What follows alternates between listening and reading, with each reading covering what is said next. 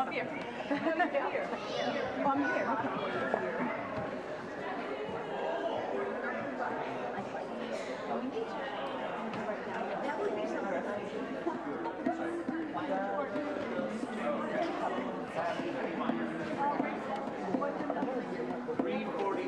Gather the spirit. Gather the spirit.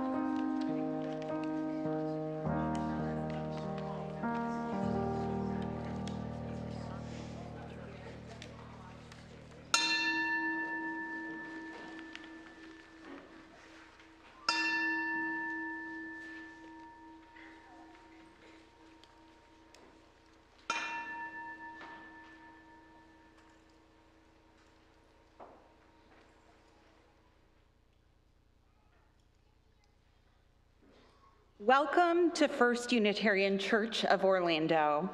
I'm Elizabeth Horn, a member of this congregation and the worship team here at 1U. With me in today's service are our minister, Reverend Margalie Belizaire, Director of Lifespan Religious Enrichment, Judith Stein-Farrall, our Director of Music, Aubrey Connelly-Candelario, with the Chalice Choir and accompanist Danny Manzan-Villegas, Member Yvonne Vassell, Program Assistant Nora Barnes, the Rayford family, Cindy Watson, and Board President-elect Sandy Pollock. And let's not forget all the different people and groups that are working diligently in the background to ensure that we come together on Sunday mornings. Thank you. This is an all-ages service today. We're encouraging children to remain in the room with us and take part as they are comfortable. We greet you this morning, old friends and new ones, as we explore our Unitarian Universalist faith, which draws us into a community of justice seekers with a commitment to lifelong spiritual growth and compassionate service to the community. Whether today is your first or your 1,000th Sunday in our midst, you are welcome here. Whoever you are, whoever you love, you are welcome here. In this community, your whole self is welcome. We welcome your race, national origin, immigration status, gender identity, sexual orientation, age, physical or mental abilities, economic status, or religious background. We welcome you. For more information about our congregation and announcements, please go to orlandouu.org or email info@orlandouu.org. We have a few special announcements today. Please join us for soup, cornbread, and cider in the fellowship hall following the service. Coming up, our fall congregational meeting will be on December 1st, following fellowship. We know that is a busy weekend, so if you can't attend the meeting, please vote by proxy ahead of time.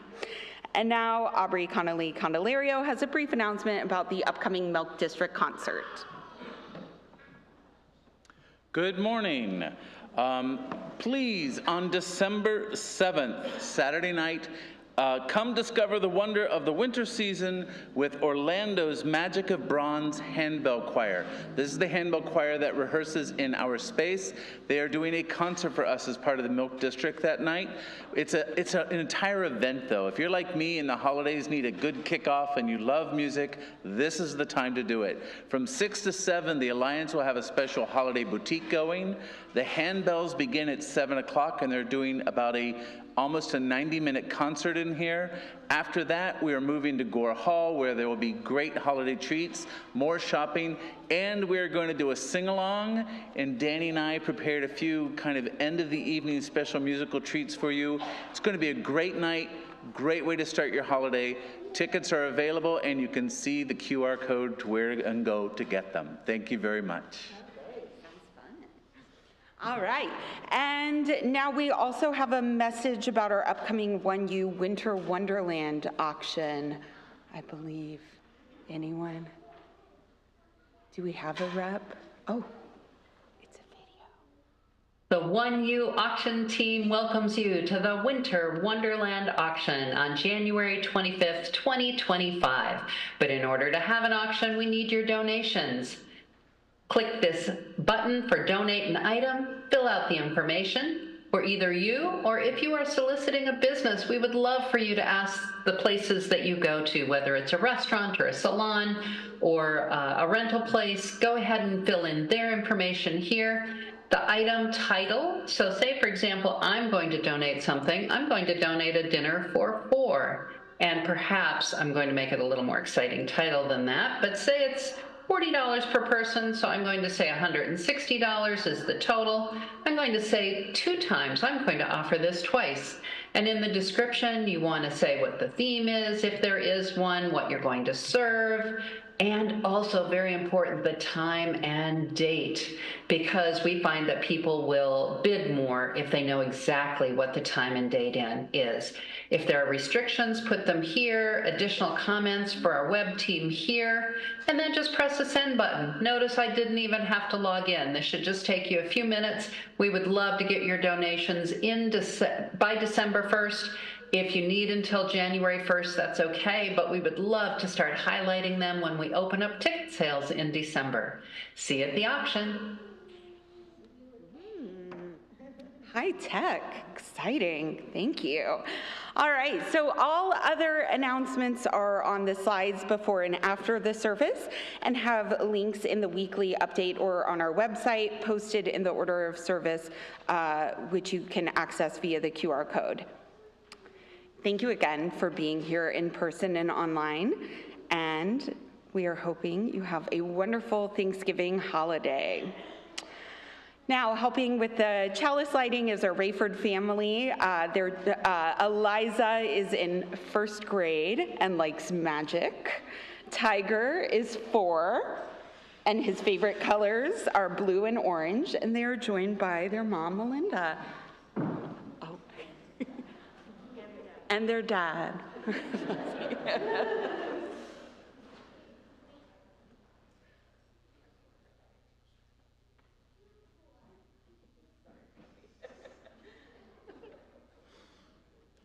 Please say the words with me as we light the chalice. In the light of truth and in the warmth of love, we gather to seek, to sustain, and to share.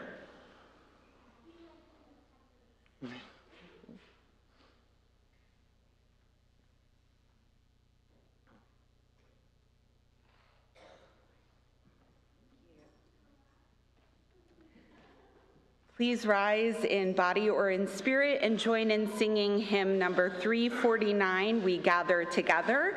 The lyrics will be displayed on the screen.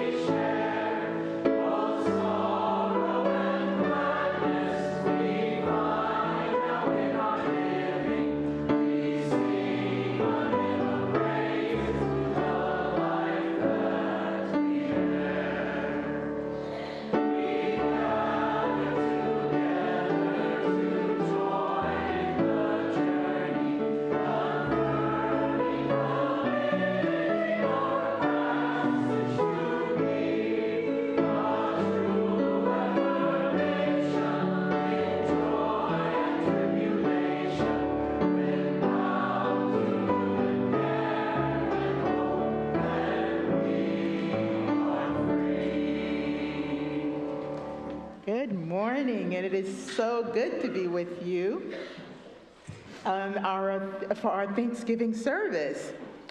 May you hear clearly the importance of community and of gratitude in our lives today as we create this Thanksgiving service together. And may we hold the complexity of this holiday and wrestle with the knowledge that for the indigenous peoples of this land, this might not be a celebration, but a reminder of a genocide, the theft of lands, and assault on a culture.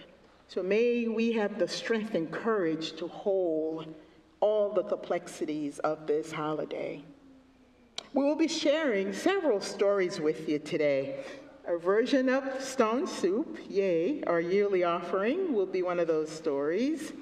And we ask, as you spend time with others this Thanksgiving season, that you invite others to share their stories and you offer space for deep listening and for hearing of those stories, and do so from a space of curiosity and wonderment. You might just learn something new. And with that, let's greet one another. Let's say hello, and if you notice a face you haven't seen before, you might want to make a beeline for them and say hello.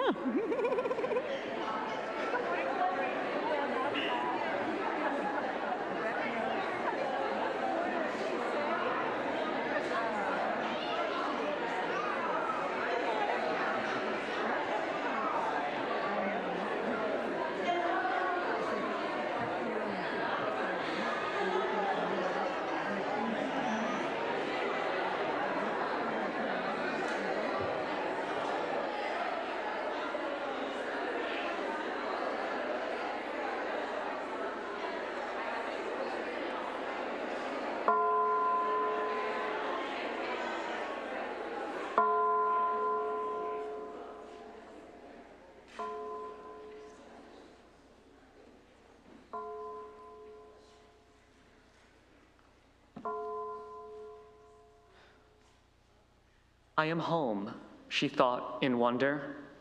I am home. Now to climb.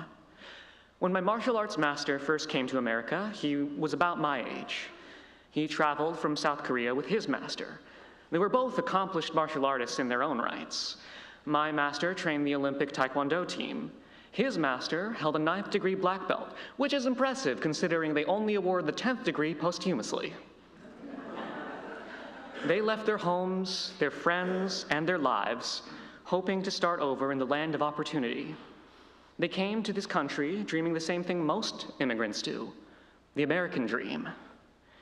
In America, when we think about Asian immigrants, we have a specific image in mind: doctors, engineers, Silicon Valley execs, and so on. A model minority that other immigrants are measured against, pitted against. America looks at those that want to follow in their American dream and asks, why can't you be more like them? My master's dream didn't quite come true. He and his master opened a dojang together, and it was successful for a time, but it didn't last. My master and his split over irreconcilable differences in teaching style, and for this he was exiled. Abandoned by the one person here he knew, far from his home, here in his new one, and with just a handful of loyal students left, my master did the only thing he could. He started the climb again. We Asian Americans are also measured against this idea of the model minority. When we fall short of expected success, we're asked, what's wrong with you? Why are you even here? Are you even real Asians? And in order to meet the standards set by America, we must exceed. We start as low as everyone else does, but we have to climb so much higher in order to be seen at all. And my master, by all accounts, was exceptional. He was the youngest 6th degree black belt in the world for a time. He taught champions. He was a champion in his own right. He even taught Qigong and Hapkido alongside Taekwondo.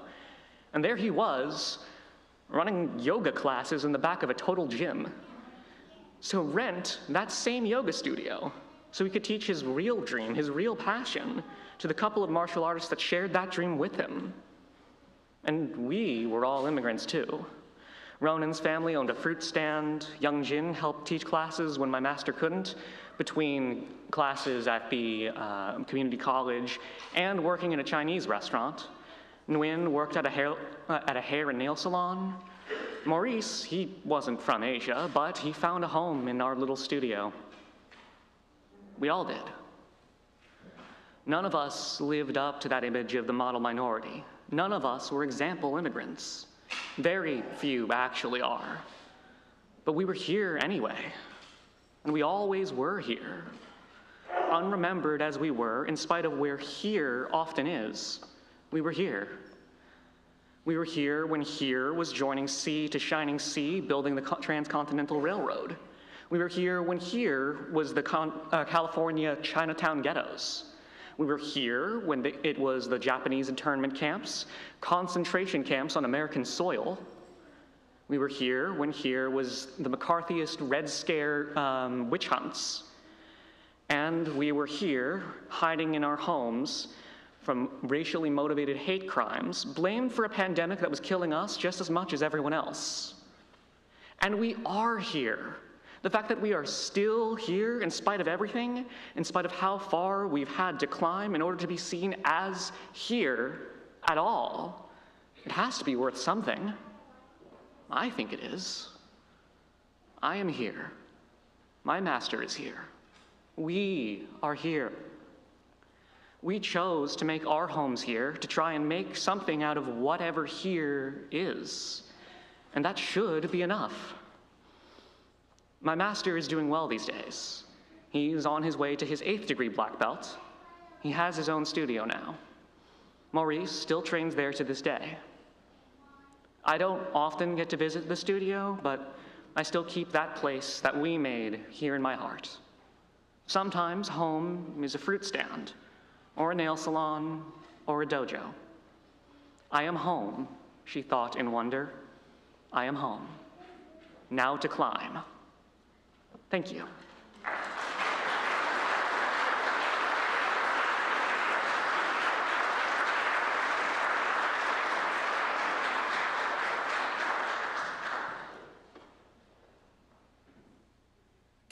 I'm Sandy Pollock, President-elect of your Board of Trustees. We invite you now into another practice of generosity. It is one of our spiritual values which sustains the life and ministries of the church community. Let us be grateful for the opportunity to give, for it's a privilege to be able to do so. And let us be grateful for our needs, for they give us the opportunity to practice receiving. Today's full collection will go to the ministries of 1U.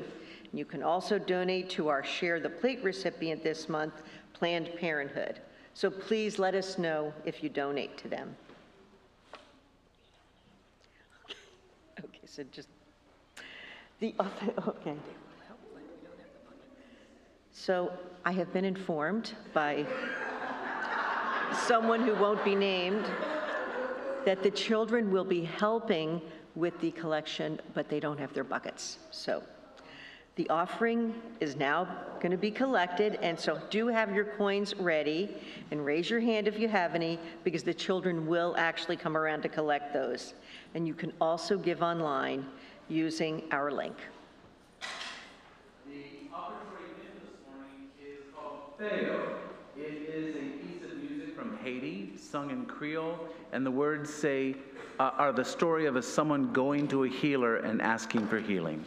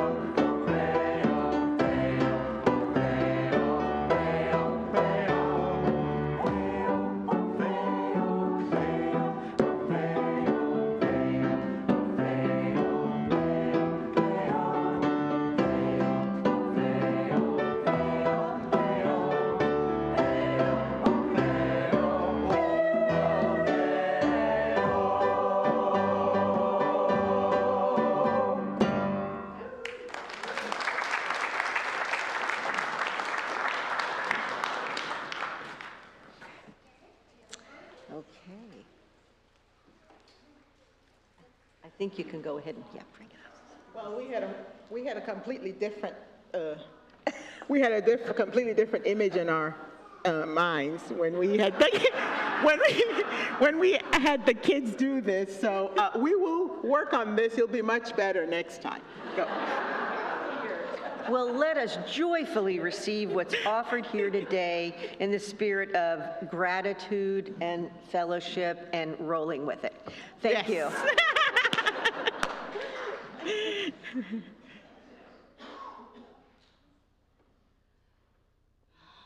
Good morning, everybody. For all the new folks visiting this morning, my name is Judith Stein-Farrall. I am the Director of Lifespan Religious Enrichment here. I'm at the right part, right? Yeah. Okay, cool.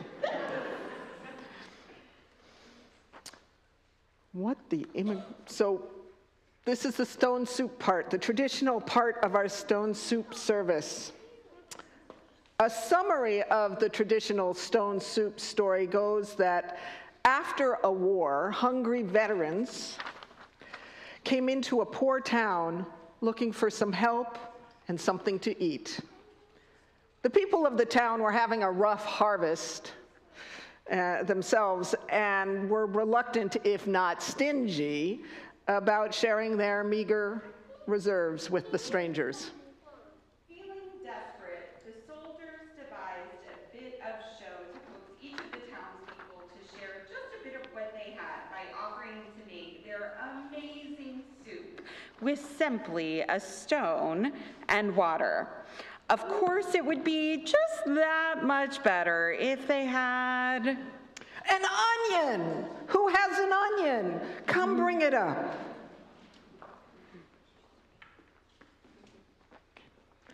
Ooh, a carrot. Ooh, we have lots of onions. Oh, It's gonna be such a good soup. we have lots of carrots too, I believe. Look at these carrots.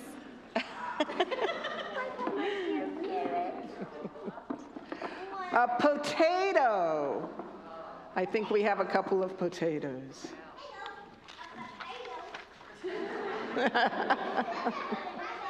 And so on. What about anchovies? I had anchovies. No. I'm sorry, Reverend Margalie. No one really wants anchovies in their soup. Nobody wants my anchovies. Thank you for trying again. By the end of the story, the townspeople have supplied enough ingredients to create a rich and inviting soup, enough to feed the strangers as well as the entire town. Now, there are several lessons that we might take from this story. What do you all think they might be? Kids are absolutely welcome to participate in this answer.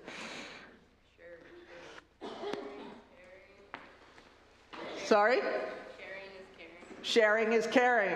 Adults are also welcome to participate in this message. Oh, wait a minute, I've got one right here. Yep. Oh. Share stuff. That you should share stuff. Oh, you want me to do it? Or you got it? Okay. Reverend Margalie is going to play Dr. Phil. Sharing everything that you got. I see a couple in the back, too. Let me grab some in the back. If we each contribute what we have and what we can make something wonderful. Yes. You've had your hand up for a while there. Let me get you. Teamwork makes the dream work. Right. I don't want to leave any side out. Say, Reverend Margalie prefers the left side, the right side. Yeah, yep. And we'll go to all the sides. All right, someone whispered to me, sometimes adults need to be tricked into sharing, but I will say that I am reluctant to share sometimes, but if you show me the community and what could become of it, it seems to bring the sharing out in me. We got a few of them up here now. what we can build together is bigger than what we can build on our own. Yeah. What we can build together is bigger than what we can build on our own. We're more than the sum of our, we are the sum of our parts. I'm sorry to say, but you know, this side has more people raising their hands. When you share, it could contribute not only to you, but to everyone else. Even if you start with just a little, if other people help and share, you can make something big. We'll come back to it. I promise we'll come there. Says, Liza, I got something from you already, right? Share beats caring for people who you love. Yes. Being kind to people. Being kind to people. I'm going to take, how many more? You said something already, so let me see if I can get somebody else a chance. Lisa Marie is waiting very patiently, Beth. Oh, we have a little one who stopped me, sorry. Sharing the stuff we have. Yes. Yes. All right. I'm going to Lisa Marie, and then I see a young person right here. And how many more do you have time for? Storyteller? I didn't look at when we started, but I'd say 2 more. How's that? Oh. The more I give, the less attachment I have to my things. The less attachment I have to things, the more love flows through me, the deeper the connection is to my community. Beautiful. So let me take the challenge, and I'm going to Renee will be our last speaker. I had this young person. There's still stuff to do. Stick with what you have. You already got it. Stick with what you have. Stick with what you have. And, there you are. Vegetarians rock.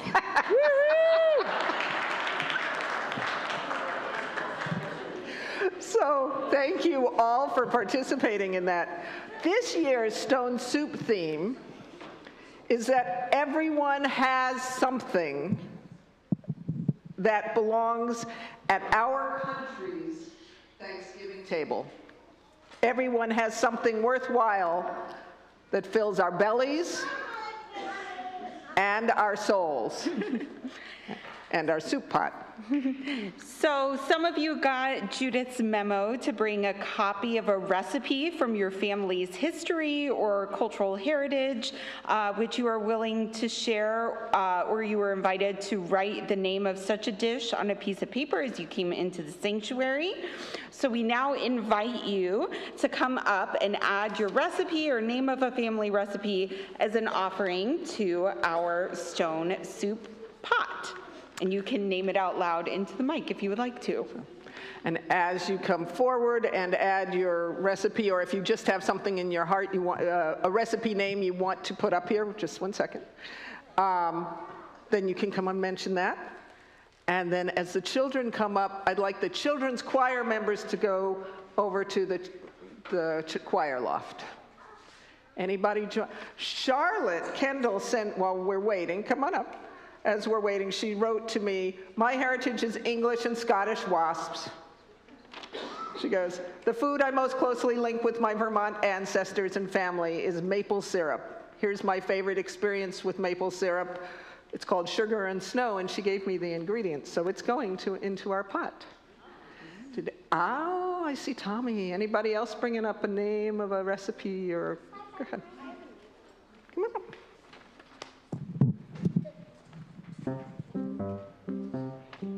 What do you have? Grandma's chocolate chip cookies. Okay. Tommy. Somebody dropped this off at the children's registration table. Fudge. How do we say this? Crostata. Fudge crostata. Thank you. Fudge crostata. Thank you. Just right in there. I handed mine to one of the ushers. It's from a friend from a long time ago. They left the former Soviet Union, and one of the few recipes they brought with them was a recipe for baklava. And every year, especially around Thanksgiving, they would make it. And I've got very warm childhood memories attached to it, and it's worth the effort. What is it? Leckery. There we go. What is it? Banana and pickles. Say it again? Banana and pickles. But something in pickles? Okay. Go ahead. So Ruby's abuelo's ropa vieja is an old comfort food every time we go see my wife's family. Awesome. I hear you. But Mohawk corn soup, absolutely wonderful to have on New Year's. It's a tradition. You made it last year, right? Yes. Yeah. Anybody else? Go ahead. Banana and pickles. It's a very nice comfort food combination. Awesome. Children's choir needs to move over to the choir loft. Because as we close out this section of the Stone Soup portion of the story, our children's choir is going to share a song.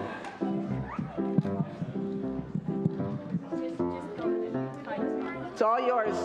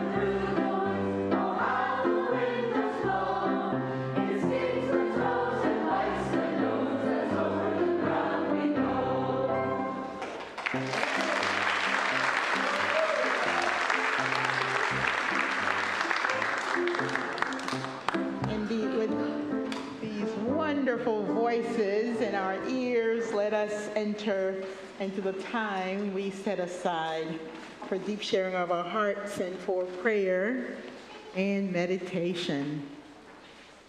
If you have a sorrow that you need witness, or a sadness that you need witness or help with, or a joy that you wish to share, we ask that you contribute to our collective sharing of joys and sorrows, which we read here during the service. You can reach out to us during the week by mail at joysandsorrows@orlandouu.org. If you are attending in person, you can fill out a card or a note and give it to our wonderful greeters and welcomers, and they make sure we get it up here. So we also make space for you to light a candle for the things you don't necessarily want to share openly, you want to continue to hold. So, bring your joys, bring your sorrows as we come together. Come just as you are, because your whole self is welcome here in this sacred space we are creating together. We have these beautiful flowers here, and they were provided by Cindy Watson and Sandy Pollock in giving thanks. We have a joy from Lisa Lippett that says, Chip and I, the matching t-shirt duo, are engaged. Thank you for sharing our joy.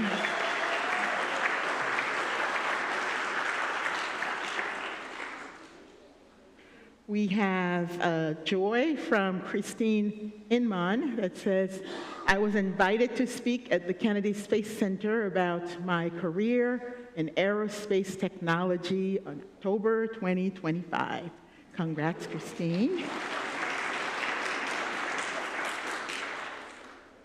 We have a joy from Nikki Drum and Rachel Gardiner that says, thanks to all who showed up on the side of love and support of our efforts to paint over the racist graffiti on our utility box mural of Reverend Martin Luther King Jr. just 2 weeks ago. And we've been celebrating Nikki's 55th birthday since Friday. Woohoo! We have from Jackie Humphreys saying, I am sorry I can't be here with you this Sunday, but I am in Bradenton. My mother's cremation was this past Thursday. I don't know if you'll remember, Jackie recently lost her mother. She continues, I just wanted to thank you all for the love and support through the past year and especially the past few weeks. It has been a long, rough ride, now to get through the holidays and out to the other side. I look forward to spending time with everyone at the church and so appreciate your kindness. So, we hold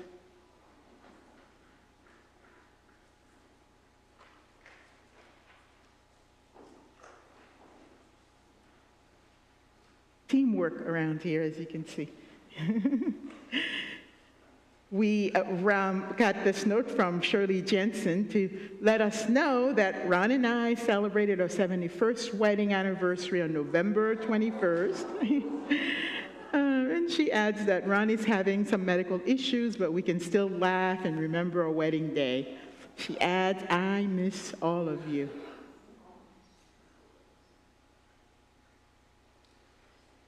We know there's a lot going on in the world, so we continue to hold our Orlando community with love in our hearts, as well as the rest of the world, which we are interconnected to in love and in compassion. And for all the joys and all the sorrows of this community shared today and those held close to the heart, let us pray, let us celebrate, and let us send one another healing energy. And before I invite us into prayer and meditation, many of you may have learned of the passing, of the death of a longtime member here, and as is our custom, we will light a candle for Sherry Randy. The note, and Cindy Watson with the care team will light the candle. And this is the note from Sherry's daughter, Jennifer, that says, my mom passed away peacefully last night around 11 p.m., and that would have been Monday night, November 18th. Thank you for being a beautiful part of her journey. She lived her life to the fullest, and I am thankful she was not suffering or in pain at the end. She was loved and cherished, and will be missed terribly. God bless. And I know she will be missed here as well.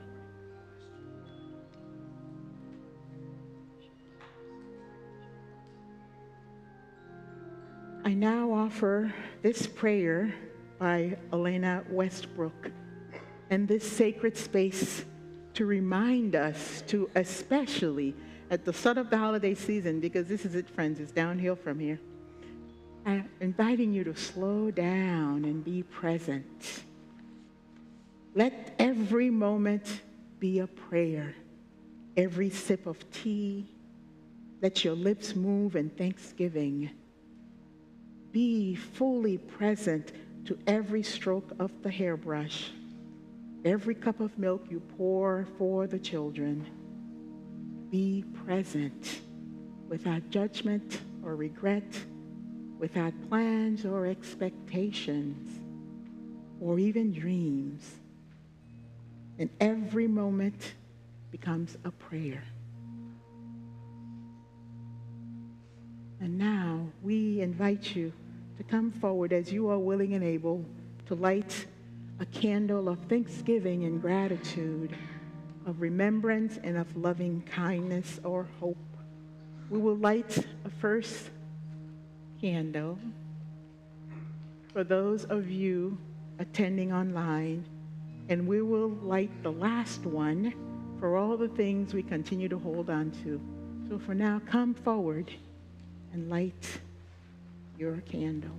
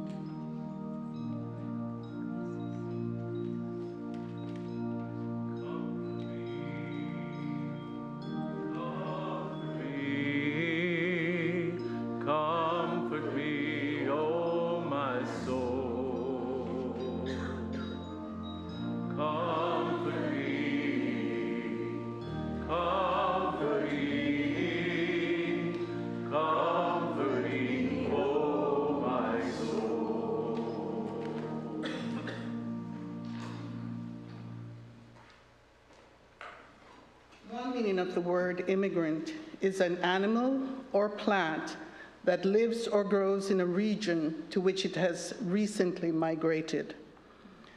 In 2022, 2.6 million people legally migrated to the United States. As of 2023, approximately 48 million US residents were born in another country. I've been a member of this congregation for 34 years. My name is Yvonne Claire Teresa Vassal, and I am an immigrant. My path to that descriptor was not direct, as I did not originally intend to permanently leave Jamaica. But like all immigrants before and since, I came here seeking something. My first visit to the United States was for a summer vacation in 1970. I celebrated my 14th birthday that August in Stamford, Connecticut. That first visit was also my first plane journey. I remember staring down as we hovered over New York City and feeling thrilled and amazed to see the city I had only known in movies and television. I remember also being surprised at how drab everything looked, because the colors of the brick and stone buildings were so muted in comparison to the painted houses I was used to in Jamaica. I would subsequently return the following summers, and also one winter in order to see snow.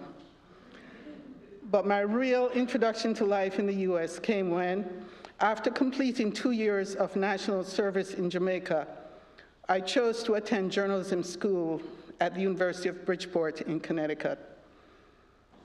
My first trip through the school's cafeteria food line was a confusing experience of being asked to select unfamiliar foods that were mostly coated in cheese and tomato sauce. I primarily existed that first semester on bread, cheese, and many cups of tea. But it was when I entered the dining room that I was met with an uncomfortable reality. The large room had high windows framing the beautiful view of a seaside park and Long Island Sound. And when I looked, the tables there were all occupied by a sea of white faces. To the right, the tables were occupied by the jocks and their girlfriends, and to the left, next to rails denoting another food line and high block walls, were seemingly all the African-American students. I was in a panic of where to sit because I really wanted a window seat with a view. When I noticed a small center row of tables that somewhat resembled the United Nations, these were the international students, and the familiarity of their racial variety is what called to me. In the years since then, I have learned with a keenness I did not then fully realize that the Black experience is varied in a way that is often confusing. I came from a country where the majority of the population and political leaders are Black or mixed race. My own heritage is mostly West African, Scottish, and the Ashkenazi and Sephardic Jews of Europe. Jamaica had one of the most brutal slave systems in the Western Hemisphere, and its history is filled with rebellions and brutal repression, as well as an inflow of people from all over the world seeking a better life and freedom from political and religious oppression. Sound familiar? Jamaica's motto is, out of many, one people, similar to the unofficial motto of the US, e pluribus unum, out of many, one. I also came to realize that what I thought I knew of the American Black experience was just the tip of the iceberg, and that people have a way of compartmentalizing their thinking in a way that does not match reality. I provide as an example that I have not once, not twice, but 3 times over the 40 years I have lived in Florida, been told in conversation, "You're not Black, you're Jamaican." I have heard of other Black immigrants having that experience. It seems Blacks born in the US have been placed in a special category of Blackness. I relate these things not so much as disparate experiences and observations, but as an example of living and growing in a new place. Because I made a choice to live in the US does not mean it has not sometimes been disorienting and lonely in its difference. It's history that has hardened attitudes, its expectations. And I had the advantages of having visited many times, an education, family support, and a passport and visa. I did not fear the police and inform the US Embassy each time I changed my address. It is a process of letting go and taking in, of accepting that your life quite necessarily involves a new way of being. When I prepared for my citizenship appointment, although I felt confident in my own knowledge, I still studied the citizenship manuals and prepared for a rigorous test. Somehow I pictured it like a college exam. Instead, I went into a small office with an immigration officer who barely looked at me and barked out questions as he leafed through my paperwork. Questions like, how many US senators are there? Who is the current vice president? Who was the first president of the United States? He then handed me my folder and told me I would be notified of my swearing-in date. I was somehow disappointed there wasn't more to it, but quickly got over that when I saw a woman crying in the waiting room because she had failed her interview. The day I took the oath of citizenship, along with many others in a building near Orlando's airport, I felt an actual feeling of loss when I was asked to swear I would have no allegiance to any other country. But I took the oath, and I meant it. Although I still have the right to claim a Jamaican passport, I never have, because my allegiance is to the United States. My youthful idealism that made me enthusiastic for the political campaigns of Michael Manley, and my decision to do my national youth service before college, and my dreams for a better Jamaica have been transferred to the country where I have lived for 48 of my 68 years. I was not born here, but I grew here. And perhaps the act of coming from away has made me more hopeful and more pragmatic, because being an immigrant is to be full of hope.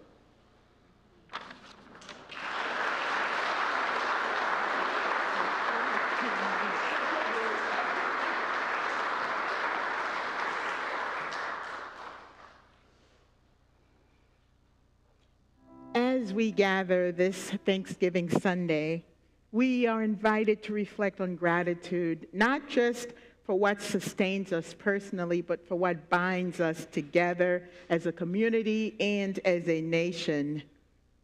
So there are three metaphors I just want to share with you this morning that describe the diversity of our country: the melting pot, the salad bowl, and the mosaic. Each offers us a way to think about our interconnectedness, our collective story, and what it means to live in gratitude for one another.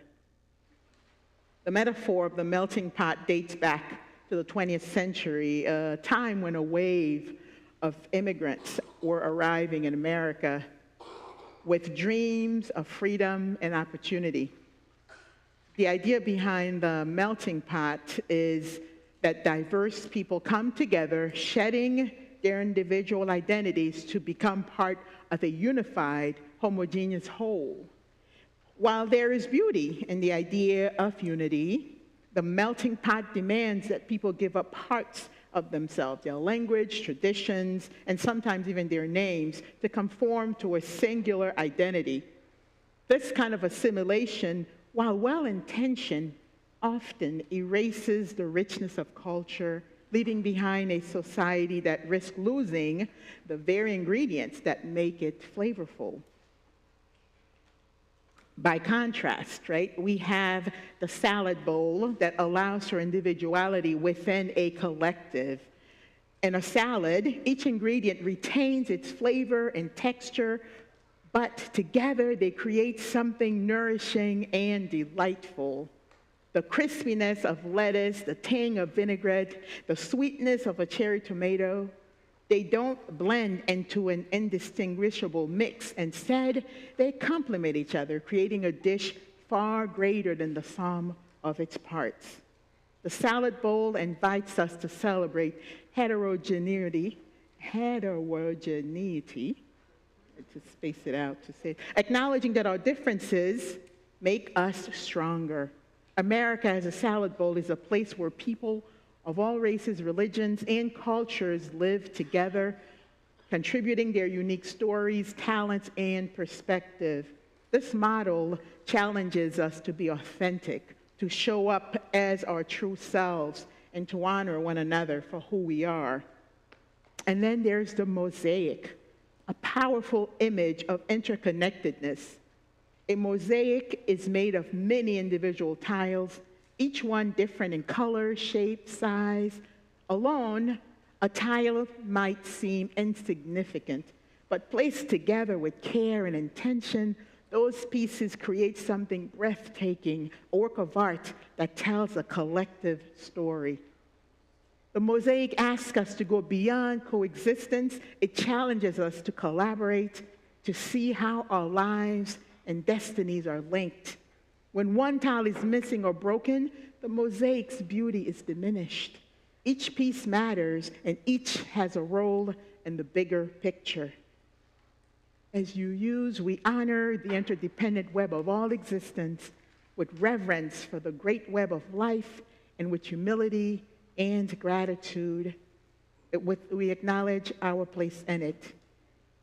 And this is from Article 2, friends.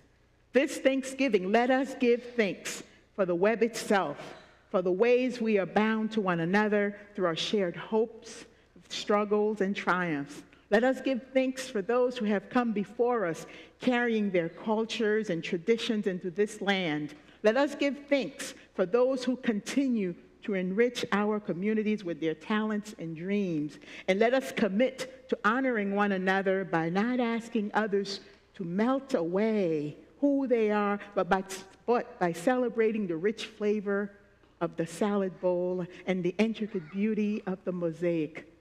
This Thanksgiving, may we remember that our differences are gifts and our shared life together is something to cherish.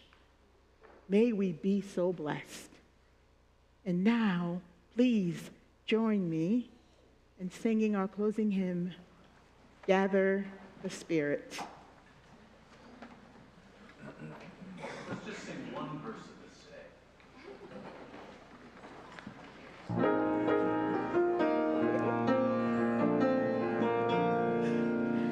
Gather the Spirit, harvest of heart, our separate fires will kindle one flame.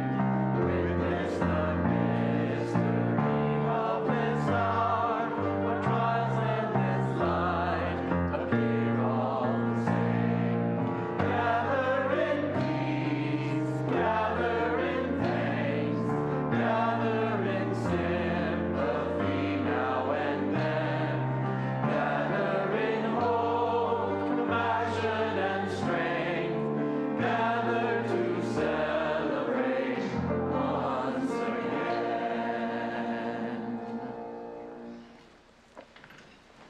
Let us be grateful, beloveds. Let us remember to be grateful for our loved ones. Let us be grateful for community, for what we receive from it, and for what we give it.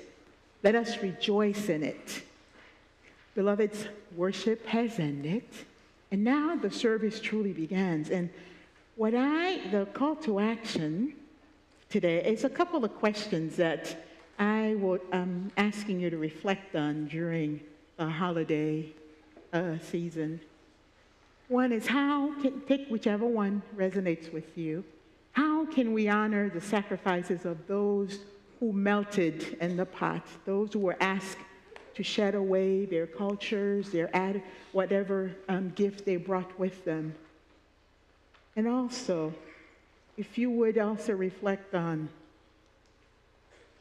how might we practice gratitude for the distinctive qualities that each person brings to our shared community? And then the last question is, how do we contribute to the whole? So think of those who were asked to shed away their cultures and become the American, and think of how we all contribute to this mosaic that we are in this country.